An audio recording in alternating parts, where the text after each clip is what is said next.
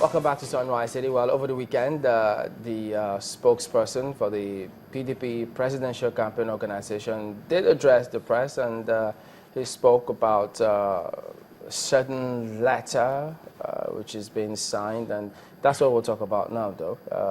Ismael joins us. He's a member of the APC. Thank you for coming on today. Thank you very much for having me. Let's start off with that comment making the rounds about this purported resignation, or is it undated letter being signed by the APC vice presidential candidates by, he was told to sign, according to what Fani Kaide said, by Tinubu. You heard about that story. What do you think of that? I think it's preposterous. I think it's baseless. I think it's ridiculous. And this is the very reason why a lot of people try to stay away from politics, thinking it is a heap of garbage, because people just sit down and hallucinate with on something that has absolutely no basis in fact or even circumstances, just because they have access to the microphone or the treasury, and then they can just say things they want to say that has absolutely no basis in fact. I think this is a mockery of democracy and the sacrifices that a lot of people have made to get us to where we are. But some of those who latch onto it, saying, wait a minute, that there may be an iota of truth, they go back in time and cite 2011. That was when Pastor Tunde Bakare was vice presidential candidate. But that was in the open. That was in the open. That was a negotiation that was ongoing, and there were a lot of allegations on it. About whether Pastor Tunde Bakare was going to sign the letter. That was in the open. There was nothing secretive about it. This is a very serious business. And we're in a very competitive election. It's about the soul of the country that is drifting and want to arrest it. So if people who are supposed to be campaign spokespeople, and besides, what does that have to do with the real issues on ground? A campaign spokesperson is supposed to be talking about stuff that has to do with his campaign and our campaign. What does that have to do with anything? This country is facing the harsh reality of a very reckless government that has been in power for the last 5 years, on a spiral downward of a country.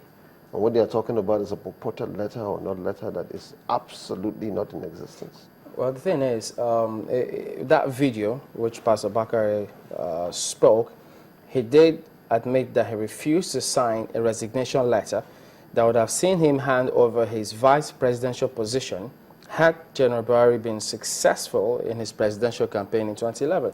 And then he says, quote, it was not stepping down that was the issue. It was resigning on paper with my signature to sign as vice president of Nigeria. I said, no, I can't do that. I can resign as Tunde Bakare, a candidate, but I cannot resign as vice president, an office I have not occupied. So which one are they talking about? Are they talking about Pastor Tunde Bakare or Pastor Emir Washibaki? They build on saying, well, what they're saying today is true because it's happened before, which Pastor Bakare said that would be perjury. It's absolutely untrue. Absolutely untrue. Like I said, this is just a figment of people's imaginations. It's absolutely untrue. Pastor Tunde Bakare said this. This purportedly took place in 2011 or 2010. It has nothing to do with this campaign. It has absolutely nothing to do with this election. Absolutely nothing. You know why it will be very difficult for people to believe now? That is why one good thing you're here, as some of those who were around at that point in time that Pastor Bakare spoke about are still very much around, maybe within your party, perhaps. So when a story like this emanates from your party or is about your party, someone would want to believe that there's an iota of truth in that particular story. There's no iota of truth. I'm telling you, I know that for a fact. There's no iota of truth in it. In fact, it's something that I don't even want to address. I think it's a waste of complete time to talk about this. And like you said, Pastor Tunde Bakare was the one that came out and said this, right? Nobody pushed him to say it. He's still a member. He's still a supporter of General Muhammad Buhari, a member of APC, I presume. If he's not a member of our party, he certainly supports our candidate. So nobody pushed him to say that. So it's not something that is hidden. It's not something that is in secret. It is not. That is not tenable in this election. It's absolutely not true. Now, the fact that you don't know about it, I mean... No. It's possible that you don't know. It's not a possibility. No.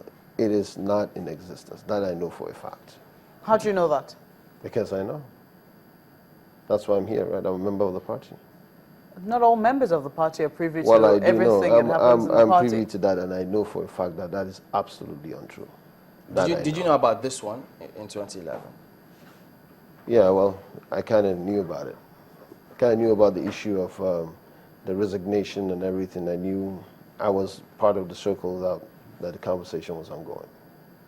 But that means, because, I mean, they say, look, the reasons why some think this is an issue, because, I mean, when he says, look, that would be perjury if he had done that. And secondly, they're trying to circumvent the system, because the Electoral Act says the only reason why someone could leave office is either through death or resignation. And That's so right. they're trying to get it through the back door. I mean, anybody has a right. Who's trying to get what through the back door? What are we talking? Are we talking about 2011 or 2015? Which one are we talking about? Let me be very clear about that. Well, building up 2015, going through 2011. I mean, you say you're aware of what happened in 2011. And I told you that nothing like that is on ground here in 2015. And this is exactly what they want us to be talking about. When there are serious issues and bombs are going off in Jos, and bombs are going off in Kano, bombs are going off in Borno, people are dying, and the dollar now is 230, 250 naira per dollar, while the president took over when it was 119. But they want us to be talking about the purported letter that is not in existence completely. Now So let's talk go about, back to real issues on ground. Let's talk about one issue that would have helped us address all of those issues, which is a debate. Are we still going to see that happen? I think the debate is already ongoing. I think there are a lot of debates, unless if you want a confrontational debates between the candidates.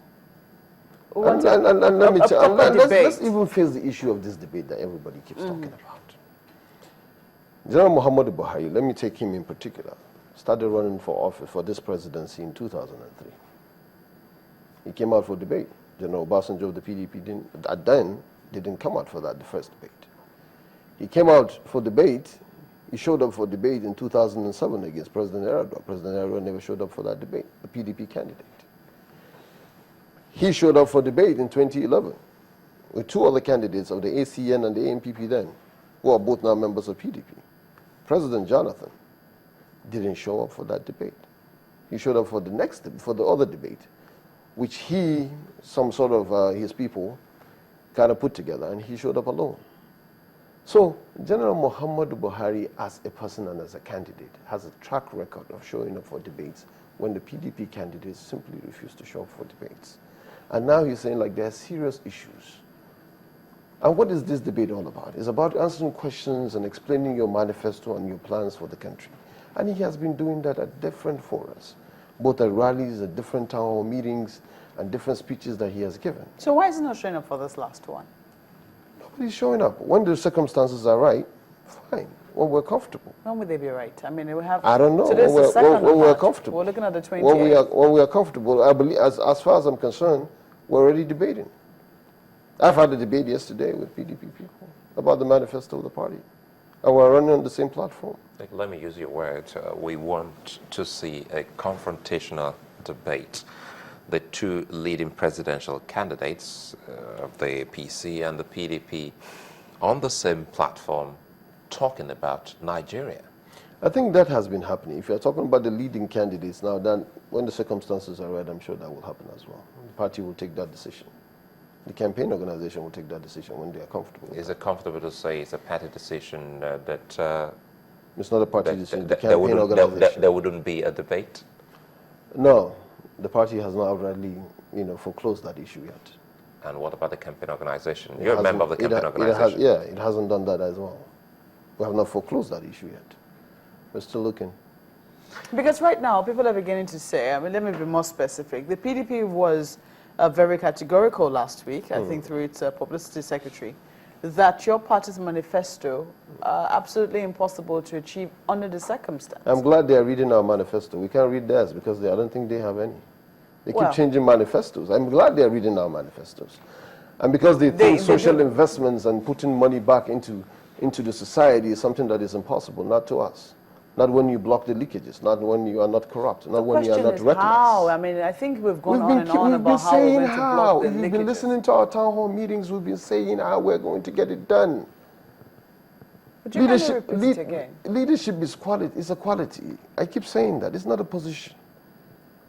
Look, there are leakages. Look, for example, now, this I know for a fact. That recently, 12 billion naira was given to the Islamic clerics by the PDP, and 7 billion naira was given to the Christian clerics. That is 19 billion naira. Do you know how much it costs to feed people, children, school children in Ocean State alone? 2.4 billion in a year. And 19 billion was frittered away by this government in a matter of days. If you block all this nonsense, the presidential air fleet is 11 planes. What are they doing with it? 4 billion naira, 5 billion naira for the feeding of the president. All these things, if you block them, you have enough money to plow back into social investment side.